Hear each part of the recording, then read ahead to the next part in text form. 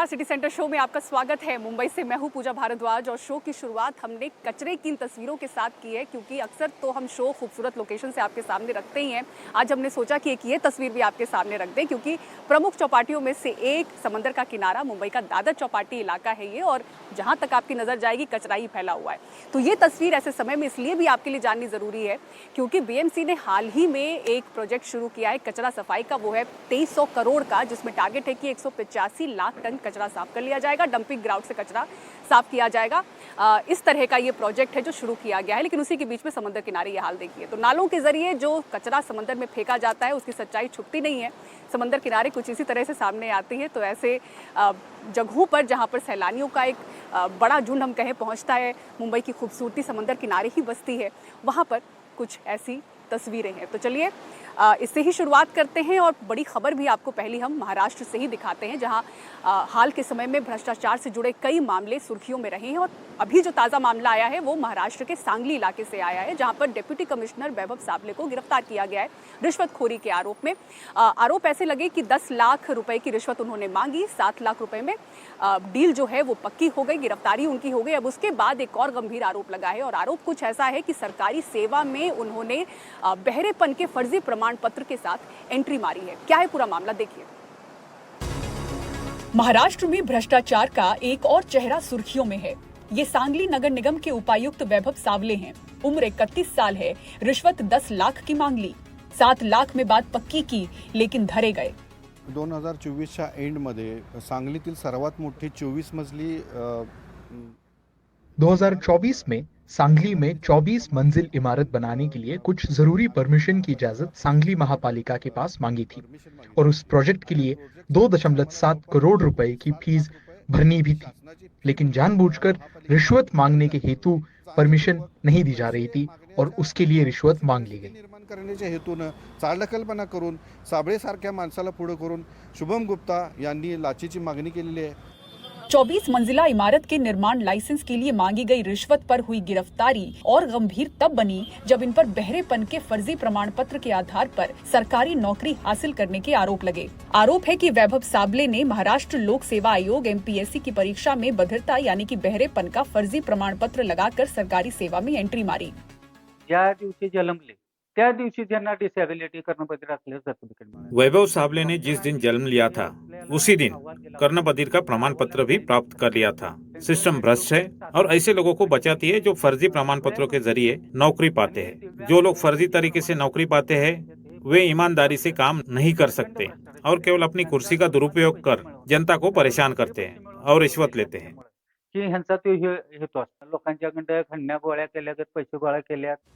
ये मामला विवादों में रही ट्रेनी IAS पूजा खेडकर के मामले के पैटर्न को फिर ताजा करता है, जिसमें UPSC में सिलेक्शन के लिए फर्जी दस्तावेज का इस्तेमाल किया गया। मुंबई से ब्यूरो रिपोर्ट NDTV इंडिया। और अब 2 अहम खबरें, दोनों लखनऊ से और दोनों ही महिलाओं के साथ बदसलूकी से जुड़ी हुई।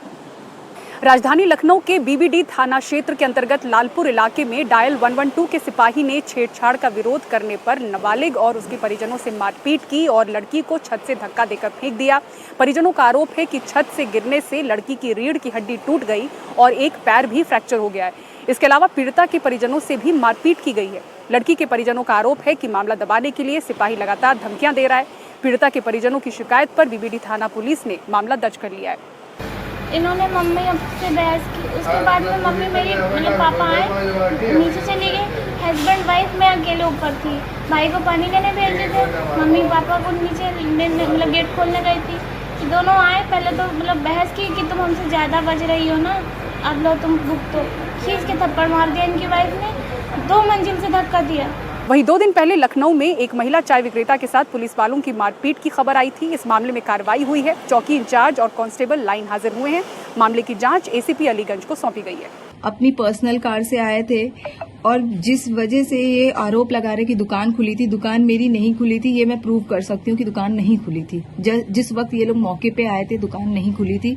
ये लोग जबरदस्ती आए हैं, मारपीट किए हैं, चौकी पे भी किए हैं मारपीट, और चौकी पे भी जबरदस्ती इन्होंने पेपर साइन करवाए हैं डरा धमका करके। और एक और बड़ी खबर महाराष्ट्र से आपको दिखाते हैं। बात करते हैं उस मास्टर स्ट्रोक स्कीम की, लाडकी बहन योजना की, जिसके दम पर कहा जाता है कि महायुति सत्ता में आ पाई। महायुति गठबंधन के नेता भी ये मानते हैं। और अब खबर ऐसी भी है कि आर्थिक संकट से जिस तरह से महायुति सरकार गुजर रही है, उसके बीच भी कोशिश यही है कि स्कीम चलती रहे लाडली बहनों के लिए। लेकिन आरोप ये भी लग रहे हैं कि दूसरे विभागों से फंड को डाइवर्ट कर दिया जा रहा है इस स्कीम के लिए। हालांकि इन खबरों का खंडन नेता करते रहे हैं। अब इस बीच अहम जानकारी ये मिल रही है कि इसके तहत 9 लाख से ज्यादा महिलाओं को अपात्र घोषित कर दिया गया है। क्या है पूरा मामला, अभिषेक अवस्थी की इस रिपोर्ट में देखिए। क्या लाडली बहन योजना को बनाए रखने के लिए महाराष्ट्र सरकार ने शराब महंगी कर दी है? उत्पाद शुल्क में बढ़ोतरी के फैसले से सरकार को सालाना 14,000 करोड़ का फायदा होगा। हालांकि शराब 50% से ज्यादा महंगी हो जाएगी। दरअसल राज्य के वित्तीय संकट की वजह से इस योजना को बनाए रखना सरकार के लिए एक चुनौती है। हालांकि वित्त मंत्री अजित पवार ने भरोसा दिलाया कि ये योजना बनी रहेगी। मैं जिम्मेदारी से कहता हूं कि जब तक महायुति सरकार सत्ता में है तब तक लाडली बहन योजना बंद नहीं होने देंगे। लेकिन इस वित्तीय संकट का असर तमाम योजनाओं पर दिख रहा है। योजना का लाभ लेने वालों की भी तादाद कम की गई है। 9 लाख से अधिक अपात्र लाभार्थियों की पहचान की गई। योजना के तहत लाभ लेने वाली 2000 से अधिक महिला सरकारी कर्मचारियों को हटाया गया। अपात्र लाभार्थियों की पहचान के लिए आयकर डेटा का उपयोग किया जा रहा है। महिला एवं बाल विकास द्वारा लाभार्थियों की समय समय पर समीक्षा और सत्यापन किया जा रहा है। हालत यह है कि योजना की मासिक किस्त के लिए सामाजिक न्याय विभाग और आदिवासी विभाग की राशि को डाइवर्ट करना पड़ा। कांग्रेस का कहना है कि सरकार चुनावी वादा ठीक से पूरा नहीं कर रही। वादा 1500 को बढ़ाकर 2100 रुपये महीने करने का था। लाड़की बहन योजना का खर्चा तो कुछ 48,000 करोड़ के करीब है और वो योजना सिर्फ विधानसभा का चुनाव जीतने की भावना से लाई गई थी। उसमें कोई चर्चा करने की भी आवश्यकता नहीं है। अब इतना भारी पैसा कहाँ से आएगा, तो उसके लिए एक तो उन्होंने सारे और डिपार्टमेंट के बजट कट किए हैं। माना जा रहा है कि विधानसभा चुनाव में इस योजना ने महायुति को खासा फायदा पहुंचाया। अब सरकार स्थानीय चुनाव से पहले इसे खोना नहीं चाहती।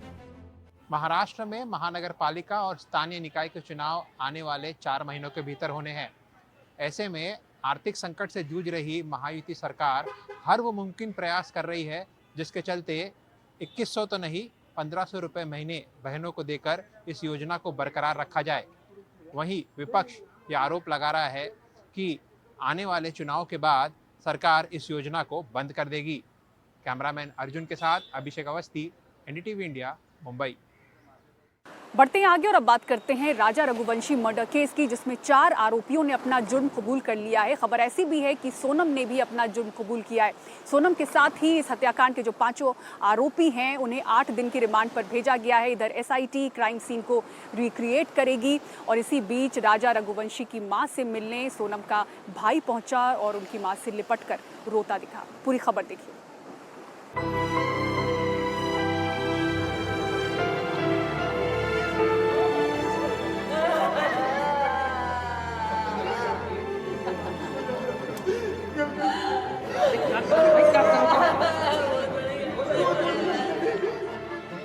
राजा रघुवंशी हत्याकांड में बुधवार के दिन जो तस्वीर आई वो झकझोरने वाली थी।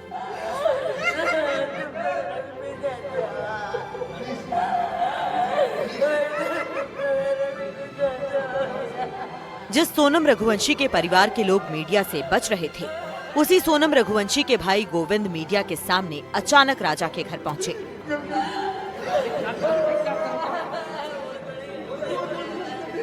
गोविंद रघुवंशी राजा की मां उमा रघुवंशी से लिपट कर रोए।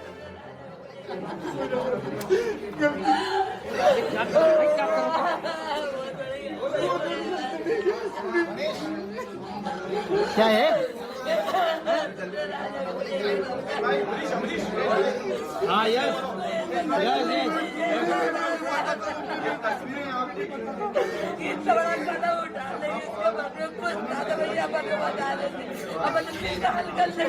माइक लगा दो।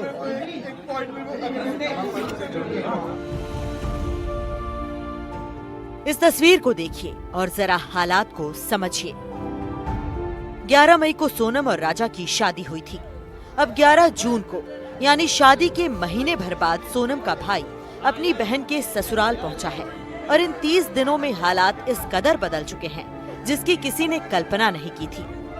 गोविंद का बहनोई यानी इस महिला उमा रघुवंशी का बेटा अब इस दुनिया में नहीं है और गोविंद की जो बहन ठीक महीने भर पहले अपने घर से विदा होकर यहाँ आई थी वो अब पुलिस के कब्जे में है।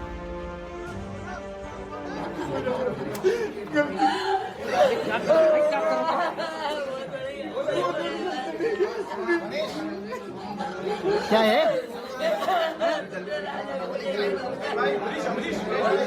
हाँ यस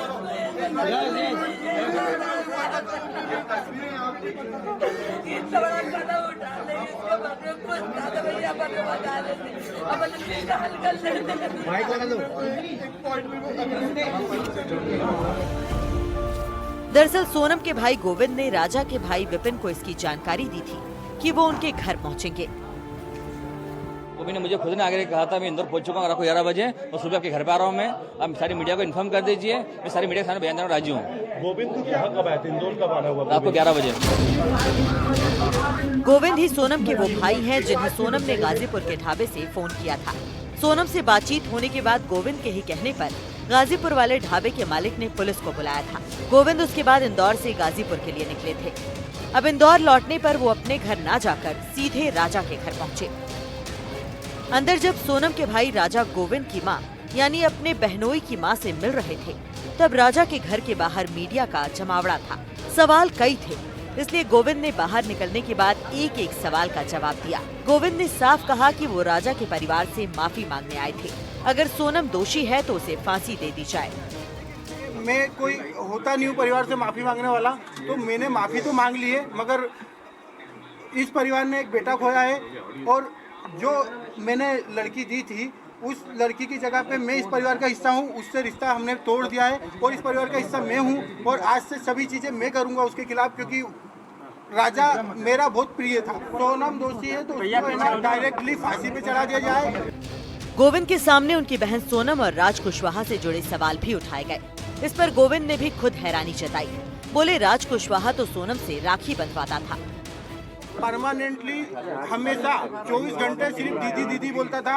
ये कि उसके राज की जो घर वाले हैं, उसकी बहन माँ वगैरह, वो भी यही बयान दे रहे हैं, शायद मैंने जो मीडिया में सुना है, तो दीदी ही बोलता था। और दूसरा राखी बांधते थे ये 3 साल से और मेरे खुद घर में हम दोनों साथ में बैठ के राखी बंधवाई। याद कीजिए ये वही गोविंद है जो पहले अपनी बहन सोनम को बेगुनाह बता रहे थे, लेकिन अब तस्वीर बदल गई है। गोविंद ने कई सवालों के जवाब दिए और सारे जवाब ऐसे जो सोनम को ही कटघरे में खड़ा करते हैं। मैं सत्य के साथ हूँ और इस केस में वकील मेरी तरफ से रहेगा, इस परिवार की तरफ से रहेगा। मुझे अगर 1% भी अनुभव होता तो सबसे पहले मैं एक जान बचाता, बाद में देखता मुझे अनुभव नहीं। सोनम को हम बाइकआउट तो कर रहे हैं, मगर मेघालय हम जाएंगे, राजा की तरफ से लड़ने जाएंगे।